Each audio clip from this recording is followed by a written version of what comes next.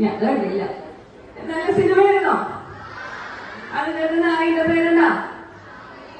ഒരു സന്ദീപുണ്ടല്ലേ? സന്ദീപിന്റെ ഇന്റർവ്യൂവിൽ ചോദിക്കുമ്പോ ഒരു ഉത്തരം പറയുന്നുണ്ട്. ലക്ഷക്കണക്കിന് ആളുകൾ ഓരോ ആഗ്രഹിക്കുന്ന ഒരു പ്ലാറ്റ്ഫോമാണ് സിനിമ. വളരെ ചുരുക്കം പേർക്ക് എത്താൻ പറ്റൂ.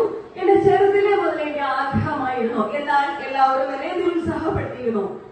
ഈ ഒരു പ്ലാറ്റ്ഫോമിലേക്ക് വളരെ കുറച്ചു പേർക്ക് എത്തിച്ചേരാൻ പറ്റുള്ളൂ. ഇവിടെ ചെല്ലണം എന്നുള്ളതായിരുന്നു എന്റെ ലഹരി.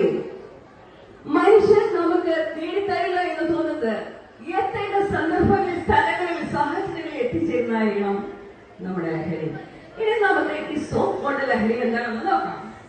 സിന്തറ്റിക് ലഹരിയുണ്ട്, സാധാരണ പ്രകൃതിയിൽ നിന്ന് കിട്ടുന്ന ലഹരിയുണ്ട്. എന്താണ് പ്രകൃതിയിൽ നിന്ന് കിട്ടുന്ന ലഹരി? കള്ളുപിടിച്ചിട്ടുള്ളതാണോ? തെങ്ങികളില് വ്യാപാരം ചൂടാൻ വേണ്ടിട്ട് വലിയ തെങ്ങില് കള്ളൊക്കെ കൊണ്ടുവരില്ലേ? ആ, അത് ലഹരിയാണ് കേട്ടോ. ചെറിയ ബിയറല്ലേ? അത് വിസ്കി ഡ്രമ്മിങ് വിസ്കി സാധനമല്ലോ.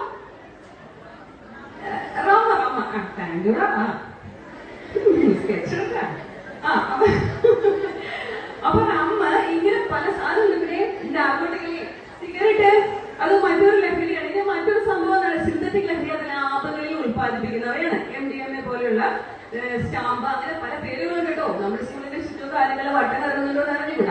അപ്പോ ഇങ്ങനെ പലതരത്തിലുള്ള ലഹരിയുണ്ട്. സാധാരണ ആന്റി ഡ്രഗ്സ് പ്രോഗ്രാം ചെയ്യുന്നവര് സൈലൻസ് പ്ലീസ്.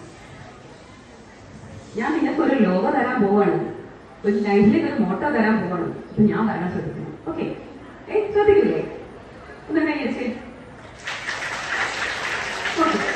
സാധാരണ ആന്റി ഡ്രഗ്സ് പ്രോഗ്രാം ചെയ്യുന്ന ഒരു മോട്ടോയാണ് സേ നോ ടു ഡ്രഗ്സ്.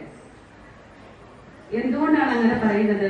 അരുത് എന്നാണ് പറയാ. എന്നാൽ ടീച്ചേഴ്സ് നിങ്ങളോട് സംസാരിക്കരുത് എന്ന് പറയുമ്പോൾ ടീച്ചേഴ്സ് മാറി